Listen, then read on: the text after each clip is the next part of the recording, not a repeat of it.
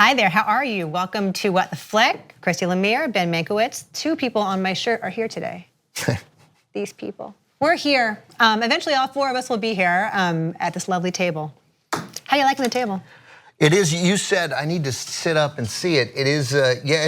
It's muscular and like me. And shiny like right, you. It's masculine and muscular like Ben. And it. But you're right. There was an openness to the old table, enabling you to see, legs and shoes. And I see. But that said, the framing on this is better. Okay. This looks. But that said, I think it might be a little big underneath. We'll get used Nobody to it. asked We'll me. stop complaining.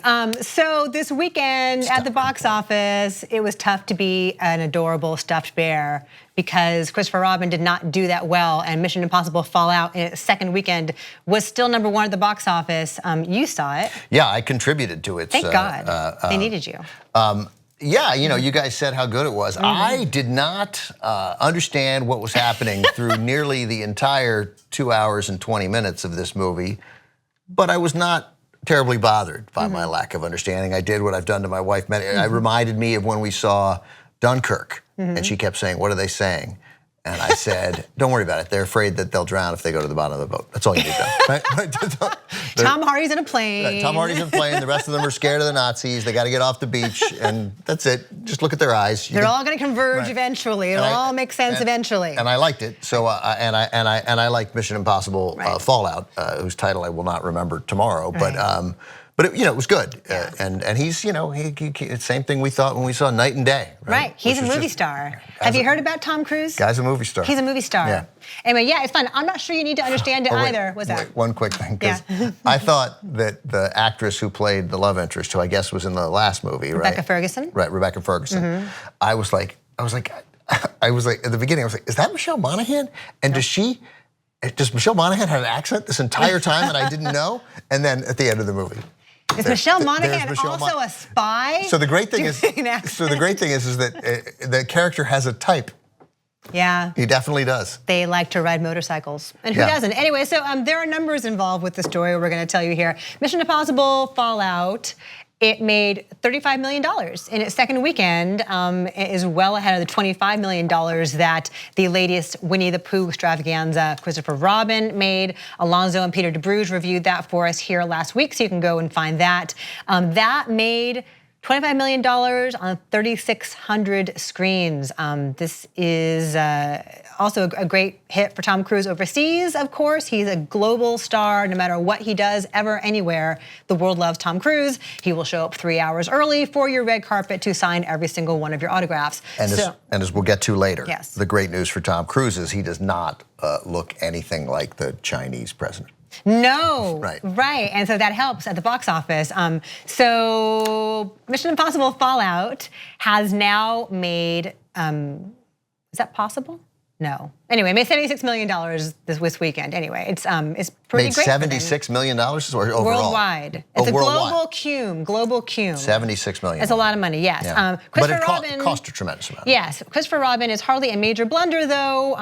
It will do well, they expect, in the UK, which is different from Great Britain. Are you aware of that? They're not the same thing. I used to call it England, but they don't, not anymore. No one calls it England anymore. Why is that? I don't know. We should bring England back and make it great again. So I guess Winnie the Pooh will be bigger in the UK and Australia and Japan. We're gonna have a story for you later on about why it will not play in China. No Pooh for you, China.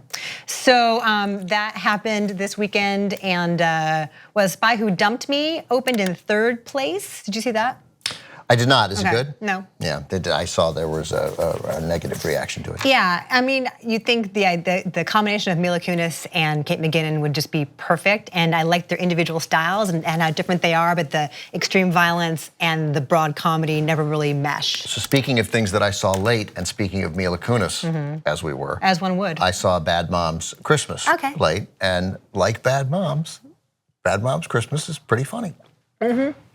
They're bad moms, and it's Christmas. So other awesome movies came out this weekend. The YA movie, The Darkest Minds, opened in 8th place with $5.8 million. It cost $34 million to make. I did not see that, but I hear it's sort of like a parody of like if they mashed up the Hunger Games. Well, any movie that opens at $5.8 million and costs $35 million, that's probably somewhat distressing news. Yes. Anyway, somebody who is not box office poison, Robert Redford, is apparently retiring. Again, he keeps saying he's going to retire. Apparently this time it is really true. He's inching toward retirement, he says. Well, he says The Old Man and the Gun, which is his next movie, will likely be his last acting job. And he did say this 2 years ago in an interview with his son. Okay.